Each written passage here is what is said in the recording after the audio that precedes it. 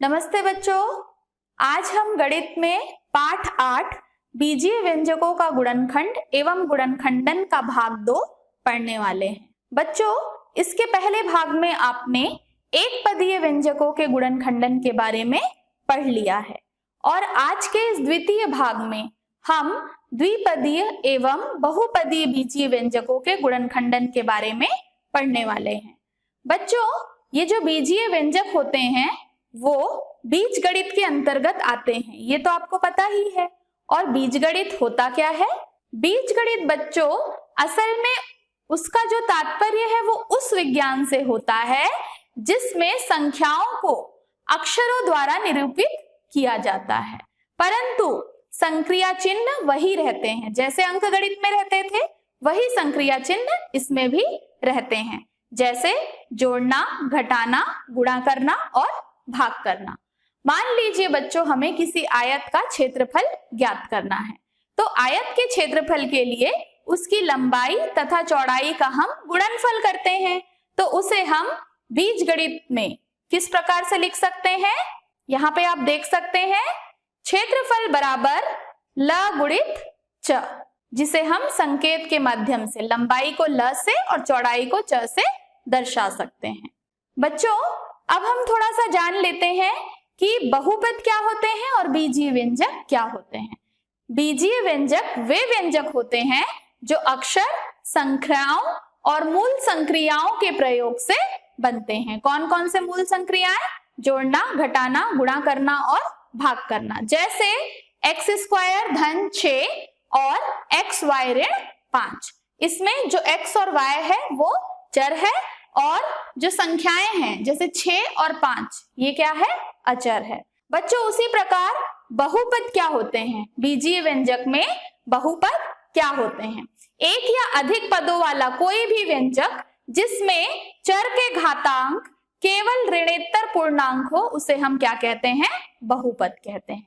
जिसमें बहुत सारे पद हो उसे हम क्या कहते हैं? ऐसे बीजीय व्यंजकों को बहुपद कहते हैं। तो बच्चों, आज हम इन्हीं बहुपदों का गुणनखंडन करना सीखेंगे। बच्चों, इसके पहले मैं आपको एक और महत्वपूर्ण चीज बताने वाली हूं, वो है महत्तम समापवर्तक, जिसे हम अंग्रेजी में कहते हैं HCF यानी कि हाईएस्ट कॉमन फैक्टर।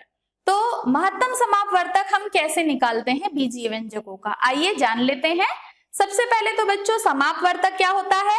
समापवर्तक दो शब्दों से मिलकर बना है। कौन कौन से दो शब्द? समान और अपवर्तक। समान मतलब बराबर और अपवर्तक मतलब फैक्टर्स।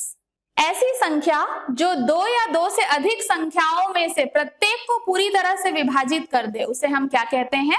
समापवर्तक कहते हैं। जैसे 10, 20 और 30 के जो समापवर्तक होंगे वो क्या क्या होंगे? 2, 5 और 10। पर बच्चों, महत्तम समापवर्तक आपको नाम से ही समझ में आ रहा होगा, महत्तम मतलब सबसे बड़ा। समापवर्तक में जो सबसे बड़ा होता है उसे ही हम क्या कहते हैं? महत्तम समापवर्तक कहते हैं। महत्तम समापवर्तक असल में बच्चों वह अधिकता संख्या है जो दी गई संख्याओं को पूर्णतया विभाजित कर देती है। जैसे हमने इस उदाहरण में देखा 10, 20 और 30 के समापवर्तक तो कई हैं, जैसे 2, 5 और 10, पर इनमें से महत्तम समापवर्तक कौन सा है? 10, क्योंकि वो सबसे बड़ा है। तो बच्चों, अब आप समझ गए होंगे कि महत्तम समापवर्तक हम किसे कहते हैं। आइए अब हम इससे संबंधित एक प्रश्न देखते हैं। प्रश्न है बच्चों 3xy और 6y² का महत्तम समापवर्तक ज्ञात कीजिए। तो बच्चों, इसके लिए सबसे पहले आपको दोनों ही बीजीय व्यंजकों के अपवर्तक ज्ञात करने हैं। 3xy के गुणनखंड क्या क्या होंगे बच्चों? 1, 3, x, 3x, y, 3y, xy और 3xy। इसी प्रकार बच्चों हम 6y² के गुणनखंड ज्ञात करेंगे तो हमें क्या क्या प्राप्त होगा?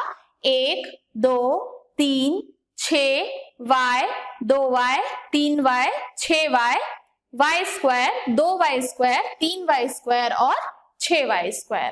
अब बच्चों दोनों ही बीजीय व्यंजकों के गुणनखंड जो हमें प्राप्त हुए हैं उनमें से हमें उभयनिष्ठ गुणनखंड ज्ञात करना है। उभयनिष्ठ गुणनखंड मतलब ऐसे गुणनखंड जो दोनों में हमें समान दिखाई दे रहे हैं। ऐसे हमें कौन से उभयनिष्ठ गुणनखंड बच्चों यहाँ पे दिख रहे हैं? वो है 1, 3, y और 3y। अब बच्चों क्योंकि हम महत्तम समापवर्तक ज्ञात कर रहे हैं तो हमें इन उभयनिष्ठ गुणनखंडों में जो सबसे बड़ा है वो हमें खोजना है। इन सभी उभयनिष्ठ गुणनखंडों में सबसे बड़ा कौन सा है बच्चों?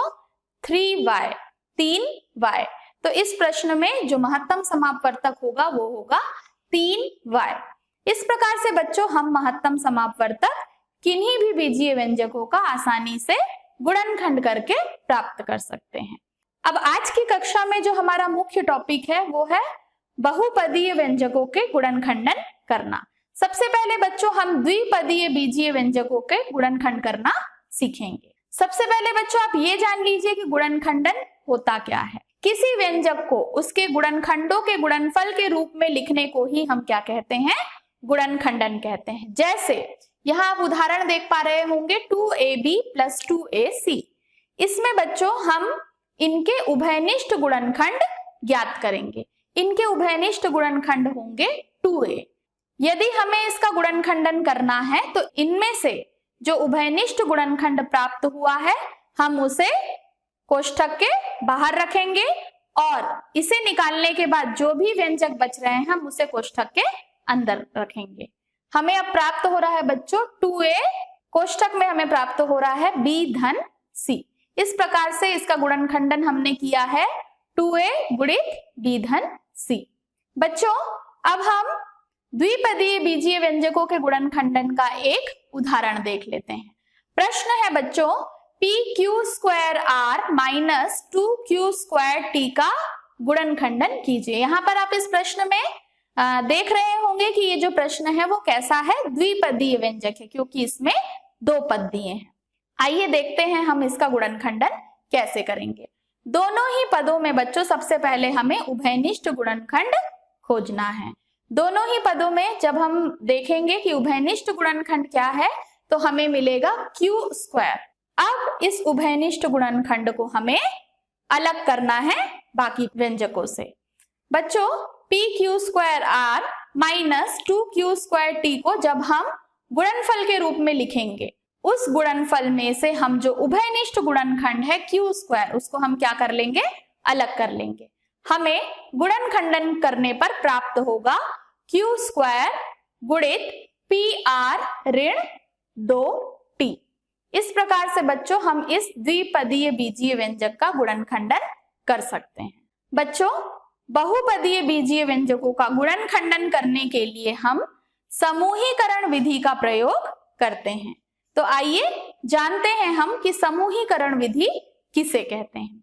ऐसे बीजीय व्यंजक जिसमें कई पद हों, ऐसे बीजीय व्यंजकों का गुणनखंडन करने के लिए व्यंजकों के उपयुक्त समूह बनाकर उभयनिष्ठ गुणनखंड ज्ञात करते हैं, जिसके बाद इन्हें गुणनखंडों के गुणनफल के रूप में लिखा जाता है और इस विधि को हम समूहीकरण विधि कहते हैं। तो बच्चों जब भी आपको प्रश्न बहुपदीय बीजीय व्यंजक का आए आप समूहीकरण विधि का प्रयोग करके उसका गुणनखंडन आसानी से कर सकते हैं। आइए हम इससे संबंधित एक प्रश्न यहाँ पर समझते हैं।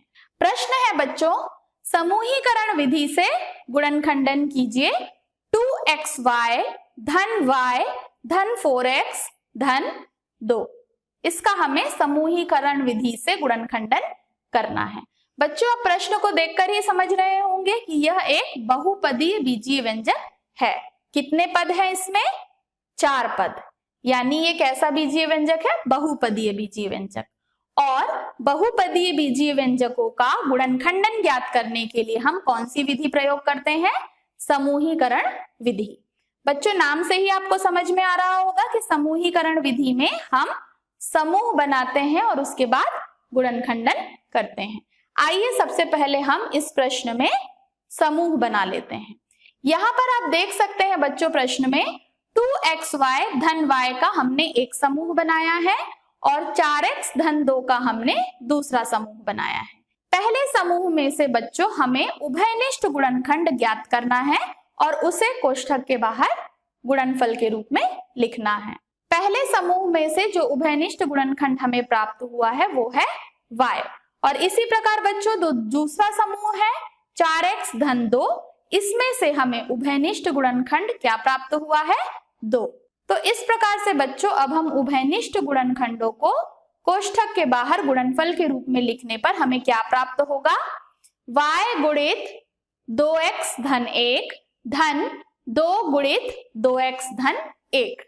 यहाँ पर बच्चों एक खास बात यह है कि जब आप इस स्टेप को करेंगे आपको उभयनिष्ठ गुणनखंड गुणनफल के रूप में लिखने के बाद जो कोष्ठक के अंदर आपको व्यंजक मिलेंगे वो दोनों ही समूह में बराबर मिलेंगे। यदि आपको दोनों ही समूह में बराबर व्यंजक नहीं दिखते हैं तो कहीं ना कहीं आपसे गलती हुई है, आप यह समझ सकते हैं। तो बच्चों यहाँ पर आप देख रहे हैं हमें दोनों ही समूहों में उभयनिष्ठ गुणनखंड को गुणनफल के रूप में लिखने के बाद दोनों ही कोष्ठकों में एक जैसे व्यंजक प्राप्त हुए हैं। वो कौन सा व्यंजक है, 2x + 1।